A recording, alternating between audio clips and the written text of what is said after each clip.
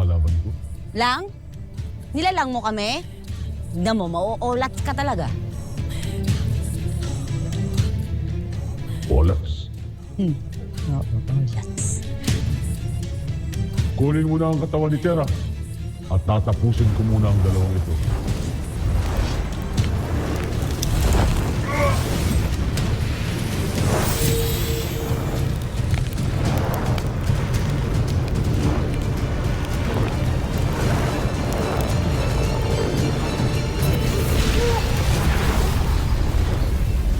Hindi sila ang bakay natin. Si Tera.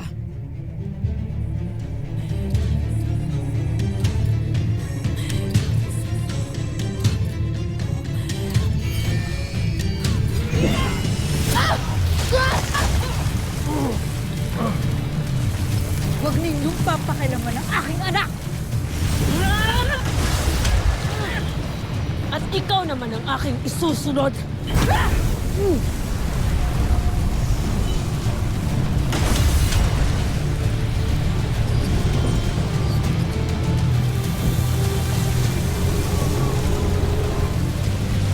Hindi natin sila kaya. Kailangan na nating umalis.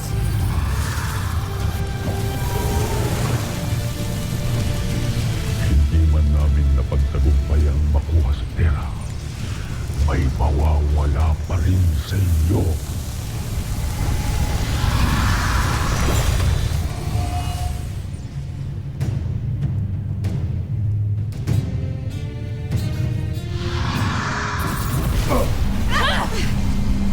Ashley!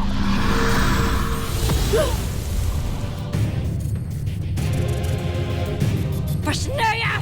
Sunod-sunod na kamalasan! Wala nang balintataw! Wala pang aklat na karunungan! Carry lang yun, Lolo Imaw. Hindi naman nila mabubuksan yun eh. Nakalock nga, di ba, without key. Siyang tunay. Salamat at naririto na kayo. Tada, mabutit ikay nagbalik. Masaya ko makita kang muli. Gayon din ako, anak. Ngunit, nasaan ang iyong kapatid? At ang iba pang mga sangre? Sila ay naglakbay sa Balaak upang hanapin ang kasagutan sa kalagayan ni Sangre Tera.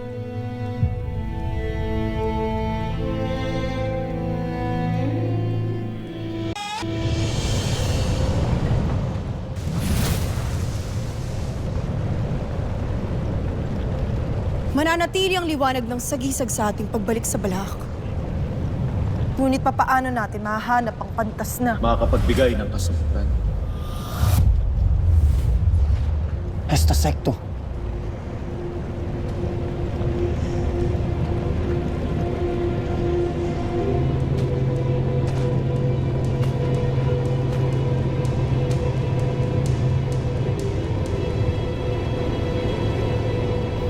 Ikaw ang pantas ng Balaak?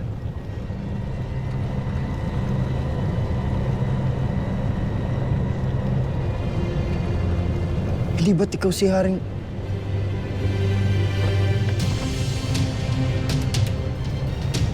Si Haring Memen? Maligayang pagdating dito sa Salveyo. Mga bagong sangre.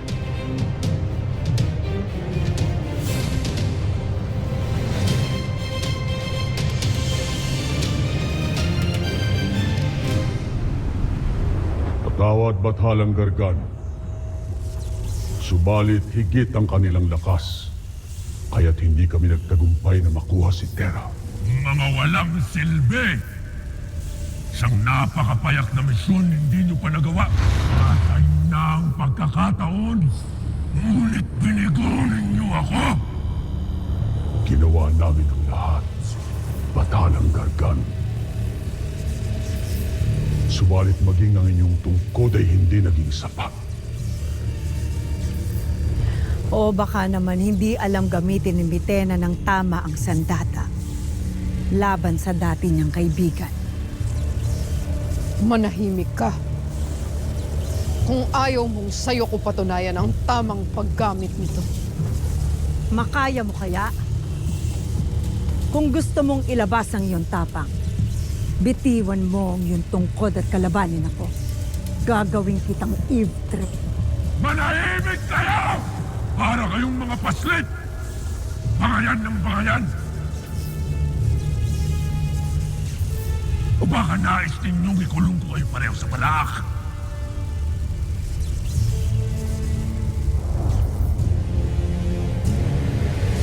Nandirito ka sa Balaak. Marami akong nagawang kasalanan noong ako'y nabubuhay pa. Maraming naging pagkakamali. Kaya't batid ko rin naman talaga na ako'y hindi karapat-dapat na mapunta sa Devas. Kaya't nung ako'y mapadpad dito sa Balaak, naisip ko na marami pa akong kinakailangan baguhin. Ngunit, hindi na yun maaari. Kaya ang ginawa ko, iginugol ko ang aking panahon sa pag-aaral, sa pagliliti sa mga ibtre, sa kaganapan nila dito sa lugar ng Balaak. Sa koneksyon ng mundong ito at sa mundo ng mga nabubuhay pa. Kung ganon, tama si Nunong Imaw. Maaring ikaw ang makapagbigay ng kasagutan sa aming mga tanong. Papaano namin? Patid ko naman kung bakit kayo nandito. Dahil ang nais ninyong malaman ay kung paano may babalik ang ibtre ng anak ni Danaya na si Terra. Habang ang katawan niya ay nahihingay. Siyang tunay. Kaya't maaari bang ibigay mo sa amin ang kasagutan? Maaari. At papaanong yan lamang ang iyong kasagutan? Kami ba iyong sinusubok? Susubukan pa lang. Pagkat kinakailangan kong malaman kung kayo nga ay karapat-dapat. Nawa ay magtagumpay ang mga sangre sa paghahanap ng kasagutan, anak.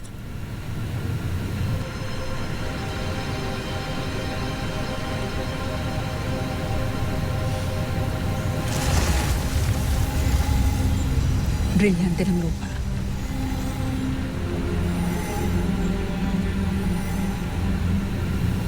Patalumang Kasyopeya. Hinihiling ko nabigyan niyo ako ng higit na kalakasan at kapangyarihan upang mapagaling ang aking anak na si Terra.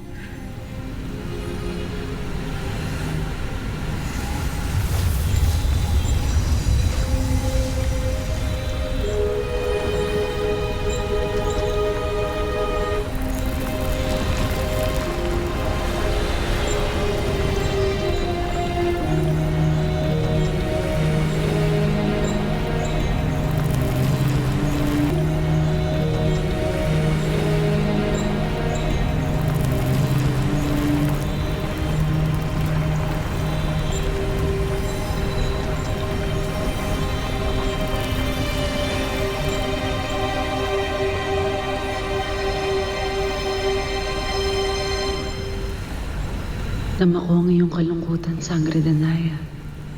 Ngunit patid mong nagagawa lamang nating pagalingin ang nabubuhay. Buhay ang aking anak. Nakahiwalay na ang kanyang iftre sa kanyang katawan. Hindi man kamatayan ang maitatawag sa pangyayaring ito kay Terra. Ngunit iisa lang ang kahulugan nito. Tulungan mo na lamang akong pagalingin ang aking anak, Harahit. Nakikiusap ako sa'yo.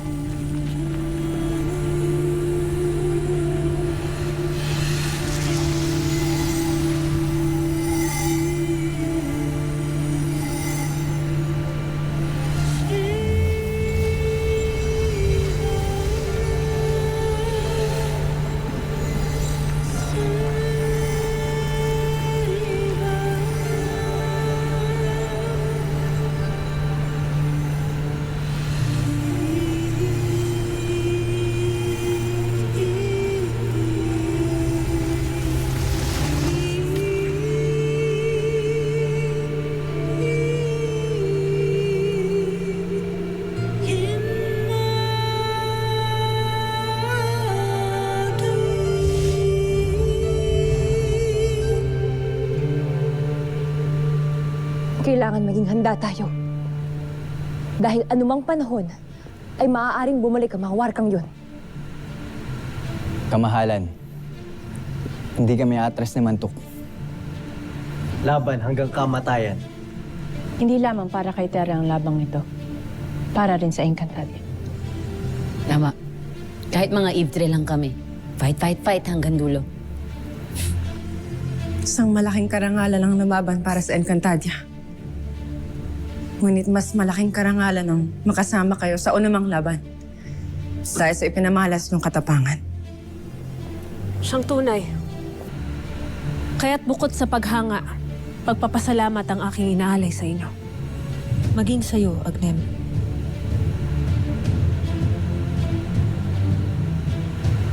Isang karangalan ang lumaban at tumulong sa inyong panig.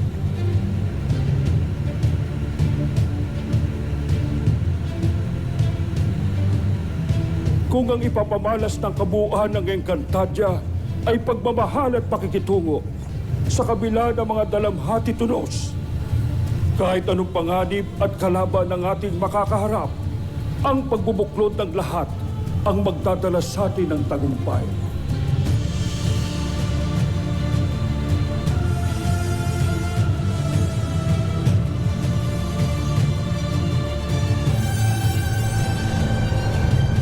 Kung gayon, ibigay mo sa amin ang iyong pagsubok at amin itong haharapin. Mahusay.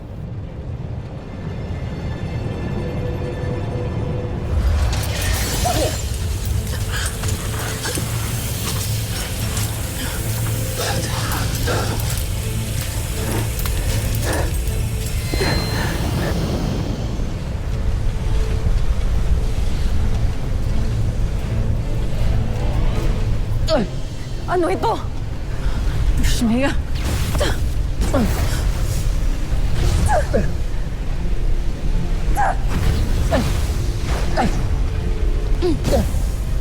Sa inyong paglabas dito sa aking pagsubok, ay makakamit ninyo ang sagot na inyong hinahanap. Ngunit kung hindi, ay kinagagala ko na makasama kayong tatlo dito sa Salveyo ng panghabang panahon.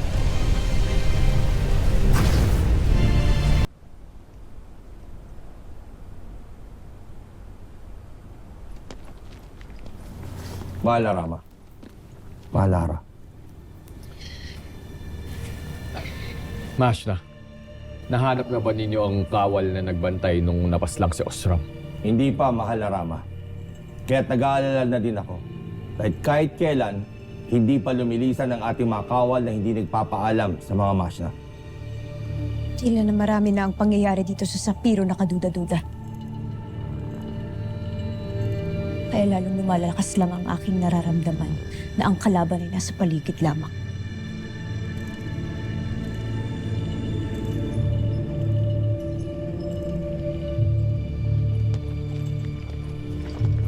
Hara Armea, dahil dyan magdaragdag ako ng mga kawal na magbabantay sa iyo. Hindi. Ayoko nang mabuhay ng natatakot, Rama. At mas lalong hindi ko nais na nakikita niyang ako ay natatakot. Siya ang dapat na matakot. Dahil malapit ko na malaman kung sino ang punot-dulo ng lahat ng ito.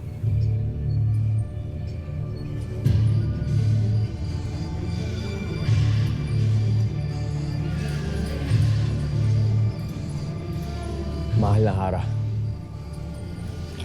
hindi ko maiwasang itanong, ngunit ang iyong itinutukoy ba ay ang aking Ashti?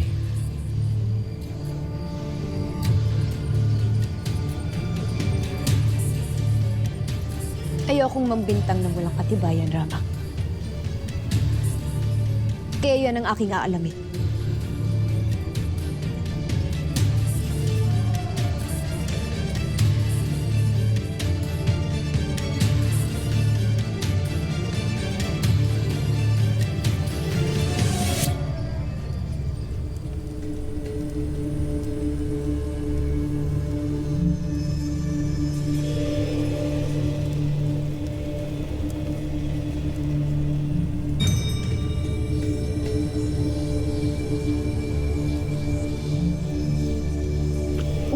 ang punong konseho sa kanyang silid, Mahal na Hara. Ngunit, paano tayo makakapasok kung ipininid niya ang kanyang silid?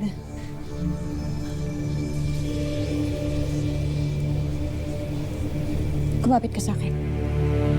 Madali.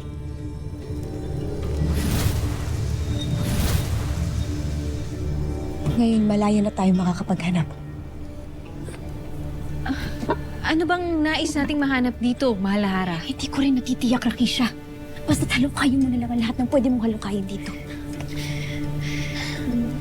Naniniwala ako na ang bawat salarin na nagtitira ng isang bakas. Kailangan lamang natin ito mahanap.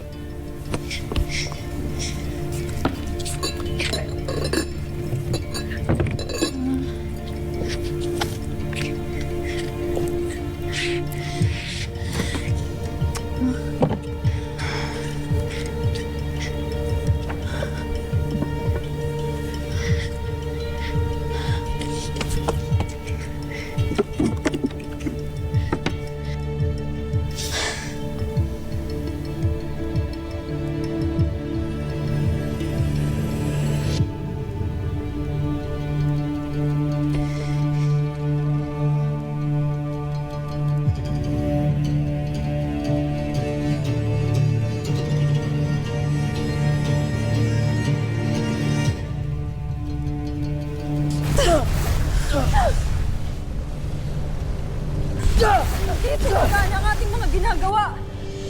Kung hindi mo kami nais tulungan, ay palayain mo na lamang kami upang makahanap kami ng ibang paraan!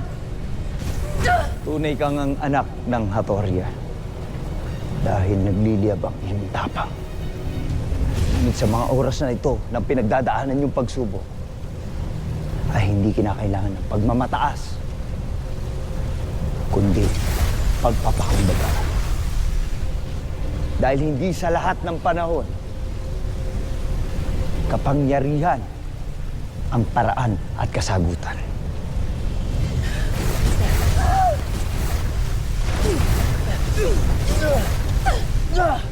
Ngayon pa talaga tayo binigyan ng matalinhagang pagsubok. Malilibing tayo nito.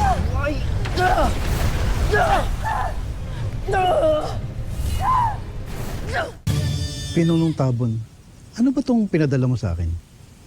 Ito ba'y pangasi? O makapangyarihang katas ng mga dahon? Batid sa'yo na marami akong alam ay pinagbabawal na sa lamang ka. Kaya ibigay mo na sa akin ang bagay na maaari kong gamitin sa panahon na kakailanganin ko tumakas. Ngayon makinig ka. Lumayo ka na. At huwag na huwag babalik sa Sapiro. Ngunit pinuno. Baunin mo to sa iyong paglisan. Basta, magpakalayo-layo ka na sa lalong madaling panahon. Ngunit pinuno, paano ka? Huwag kang mag-alala sa akin. Lumayo ka na. Lumayo ka na, dali!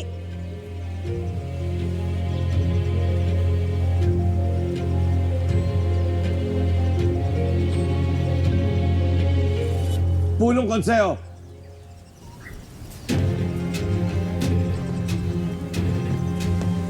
Ipinapatawag ka ng ating hara. Marami pa akong dapat harapin bilang punong konseho. Pupuntahan ko na lamang siya pagkatapos ng aking gawain.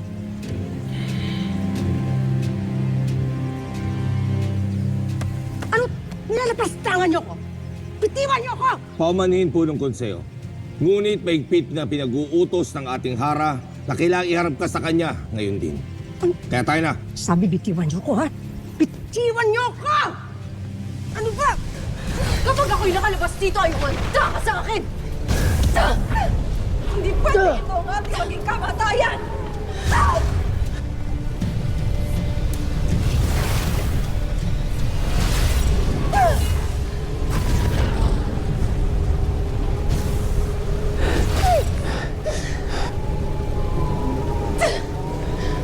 Adamus, tulungan mo kami!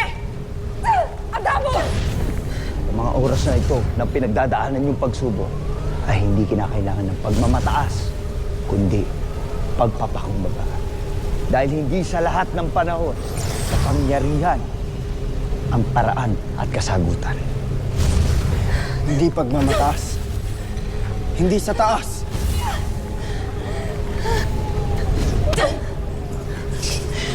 Hindi pagpapakumbaba. Sa baba! Sa ibaba!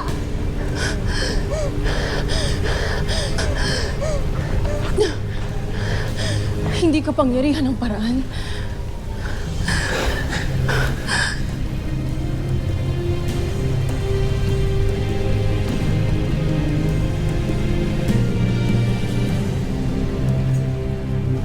Pinunong Tabon, ikaw ay lilitisin para sa inyong mga nagawang kasalanan. Anong kasalanan?